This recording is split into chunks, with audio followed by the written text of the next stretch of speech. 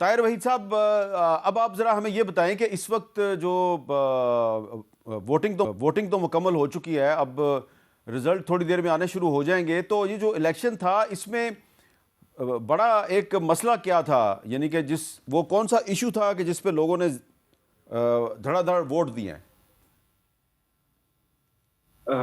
سر، گزشتہ جو اتوار میں الیکشنز ہوئے ہیں اس میں بنگلہ دیش کے لوگوں سے ہم نے جو شکایات سنی ہے کہ جب بھی وہ ووٹ ڈالنے جاتے تھے تو ووٹنگ پول پر ان کو کہا جاتا تھا کہ آپ کا ووٹ آلریڈی ڈل ڈالا جا چکا ہے، چکا آپ کو، ہاں جی جی، آپ ڈالا جا چکا ہے، تو آپ کو آنے کی ضرورت نہیں ہے۔ ہے۔ تو جو آزادی ہمارے رائے تھی، اس کا ایک فقدان تھا بنگلہ دیش میں۔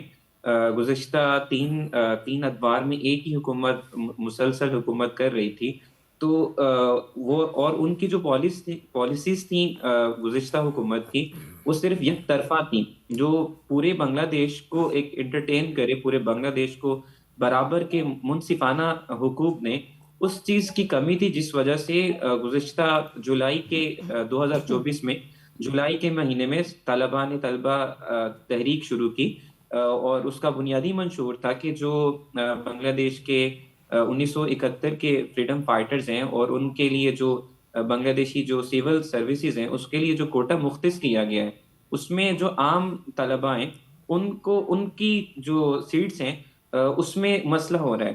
تو اس وجہ سے طلبہ نے اس تحریک کا آغاز کیا، اور وہ تحریک وہ بنگلہ دیش کے لوگوں کی آواز بن کر ابھری، اور اس تحریک نے اس سیاسی نظام کا خاتمہ کیا، جس کی وجہ سے بہت سارے عام نہیں، جو لیکن شہری یہ جو کوٹے کا مسئلہ ہے، کیا یہ اس الیکشن میں بھی بڑا اہم ہے؟ بالکل سر،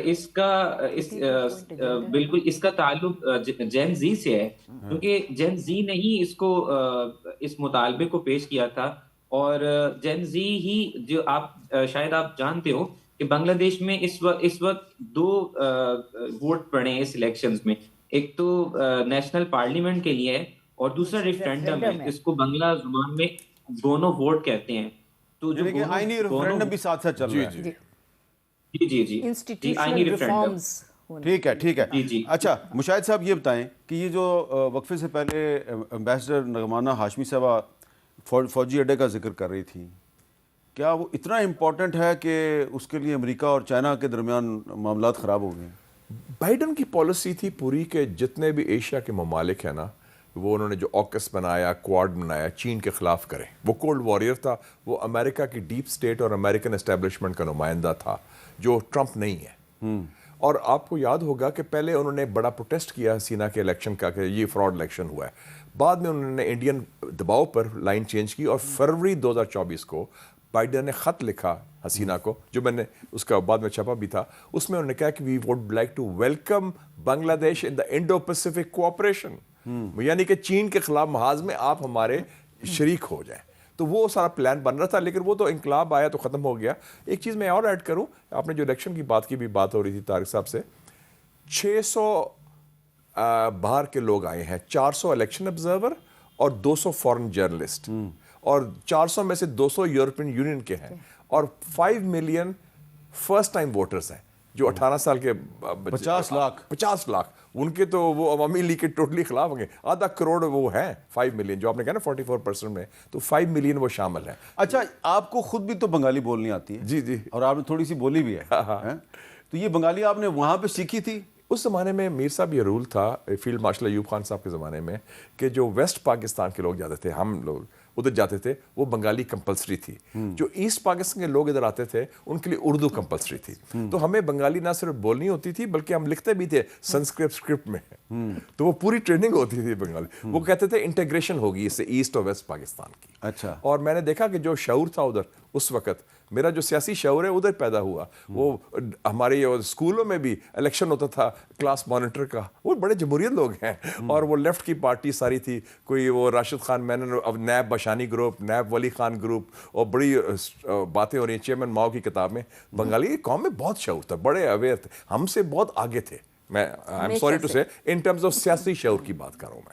اور اسی لیے انہوں نے ایوب خان کے مقابلے میں فاطمہ جناح کو جتوا دیا تھا. انہوں نے میں اس کو ادھر تھا. اچھا, مجھے ابھی تک یاد ہے ہمارے جو کک تھا, ہمارا جو بیٹ مین تھا بنگالی تھے, انہوں نے اس دن کھانا نہیں کھایا. آپ کے والد صاحب فوج میں تھے. اور میرے والد صاحب بھی سپورٹر تھے فاطمہ جناح مادر ملت کے, کیونکہ وہ مسلم لیگی تھے, اور پلٹن میدان میں جلسے میں مجھے لے کے گئے تھے ایز اے سرونگ فوجی کرنل. تو وہ ہم تو انہوں نے ووٹ ادھر ہی دیا تھا, لیکن وہ جو بنگالی لوگ تھے سوگ تھا, ادھر بھی دھاندلی ہوئی تھی بہت بڑی. کیونکہ ایسٹ پاکستان میں الیکشن جیت گئی تھی وہ تو ادھر ہوا نا. اور ڈھاکہ میں ان کا پولنگ ایجنٹ شیخ مجیب الرحمان. شیخ مجیب الرحمان تھا, بالکل. اور شیخ مجیب الرحمان کون تھا؟ وہ اسسٹنٹ تھا حسین شہید سہروردی کا, جن کی وجہ سے پاکستان بنا. آپ کو یاد ہوگا کہ 16 اگست 1946 میں قائد اعظم نے جب کیبنٹ مشن میں نہرو نے یو ٹرن کیا, انہوں نے کہا کہ now we bid goodbye to constitutional means direct action day. Suhrawardy نے کہا فکر نہ کریں, میں اس کو صاف کروں. اور دلی ریزولوشن وہ اڑا کے رکھ دیا تھا سارا, پورا بنگال میں اٹ واز آن فائر. اس کے بعد انہوں نے دے ریلائز برٹش کہ اب انڈیا اکٹھا نہیں رہ سکتا, تو پھر وہ انڈیا, ورنہ برٹش کی تو سازش تھی اور کانگریس کے ساتھ کہ ایک یونائٹڈ انڈیا ہو. اچھا, نغمانہ ہاشمی صاحبہ, ایک انڈین پارلیمنٹ میں ایک نقشہ موجود ہے, انہوں نے ہینگ کیا ہوا ہے اکھنڈ بھارت کا, اور وہ نقشہ جو ہے وہ یہ کہتا ہے جی کہ پاکستان, بنگلہ دیش, افغانستان, نیپال, سری لنکا, میانمار, مالدیپ, یہ سارے جو ہیں یہ اکھنڈ بھارت میں آ جائیں گے. اکسائے چین بھی ہے, چائنا کے اکسائے چین بھی ہے. تو ابھی تک تو پاکستان جو ہے اس نے صرف اس کی ہلکی پھلکی ایک مذمت کی ہے. کیا یہ پاسبل ہے کہ بنگلہ دیش میں جب نئی حکومت آ جائے گی تو پاکستان اور بنگلہ دیش مل کر یہ کسی انٹرنیشنل فورم پر مشترکہ طور پہ یہ ایشو ریز کر سکتے ہیں کہ انڈین پارلیمنٹ میں سے جو اکھنڈ بھارت کا نقشہ لٹکایا ہوا ہے اس کو آپ ہٹائیں, کیونکہ یہ انٹرنیشنل لاء کی خلاف ورزی ہے؟ دیکھیے, نہ صرف پاکستان اور بنگلہ دیش, یہ میں نے جیسے پہلے عرض کیا کہ پورے ساؤتھ ایشیا میں ایک فلکس ہے, اور پورے ساؤتھ ایشیا میں ایک اویکننگ ہو رہی ہے. اور اس وقت یہ بنگلہ دیش کا الیکشن بہت امپورٹنٹ ہے, اور اس کی اورینٹیشن کس طرف ہے. باقی سارے ملک اس وقت انہیں دیکھ رہے ہیں, اور ان کے الیکشن کی ان پہ بھی کافی ایفیکٹ ہوگا. اور جہاں تک اس نقشے کا سوال ہے تو ڈونٹ مائنڈ مائی سیئنگ سو, لیکن میرے خیال سے اکھنڈ بھارت جو ہے وہ ایک انڈیا کا سویلائزیشنل ڈیلیوژن ہے, کیونکہ یہ بالکل حقیقت ہے. میں ہسٹری کی اسٹوڈنٹ نہیں ہوں, لیکن مجھے اتنا ضرور معلوم ہے. آپ نے اتنی کتابیں لکھی ہیں, آپ ہسٹری کی اسٹوڈنٹ کیوں نہیں ہیں؟ اور ایک اور بھی آپ کی کتاب آنے والی ہے. نہیں, لیکن یہ میں آپ مجھے سرخا کہتے ہیں, بٹ اینی وے یہ جو ہے یہ بالکل ایک ان کا ڈیلیوژن ہے کہ کوئی اکھنڈ بھارت قسم کی چیز کبھی تھی یا دوبارہ بن جائے گی. کیونکہ ہسٹری میں اگر آپ دیکھیں تو کبھی بھی انڈیا کسی وقت بھارت کسی وقت بھی ایک یونائٹڈ وہ نہیں رہا ہے. اس کو تو آ کے مغلوں نے یونائٹ کیا ہے, مغلوں نے یونائٹ کیا فار دا فرسٹ ٹائم. تو یہ کس اکھنڈ بھارت کی بات کر رہے ہیں؟ یہ ضرور ہے کہ ان کا ایک سینٹیمنٹل ایک اٹیچمنٹ ہے دریائے سندھ کے ساتھ, بیکاز جو رگ ویدا ہے وہ دریائے سندھ کے کناروں پہ لکھی گئی تھی, وہ گنجیس کے کناروں, گنگا کے کنارے پہ تو نہیں لکھی گئی. تو کیونکہ سویلائزیشنل وہ یہاں سے ابھرا تھا, اور وہ بھی اس لیے ابھرا تھا کہ جو علاقہ جس کو ہم پاکستان کہتے ہیں یہ ایک میلٹنگ پاٹ آف سویلائزیشنز تھا. تو اس نے نہ صرف ہندوازم کو یہاں پیدا کیا اور پروان چڑھایا اور ایک ماڈریٹ حد تک رکھا. فنڈامنٹلزم تو وہ نارتھ انڈیا پہ گیا اور ساؤتھ انڈیا میں تو آیا. اسی طرح بدھزم یہاں پہ پروان چڑھا, یہاں سے آگے پوری دنیا میں گیا. اسلام جو ہے وہ پاکستان کے تھرو ادھر آیا. کرسچینٹی کو ہم نے امپورٹ کر کے یہاں سے وہ پھر انڈیا گئی.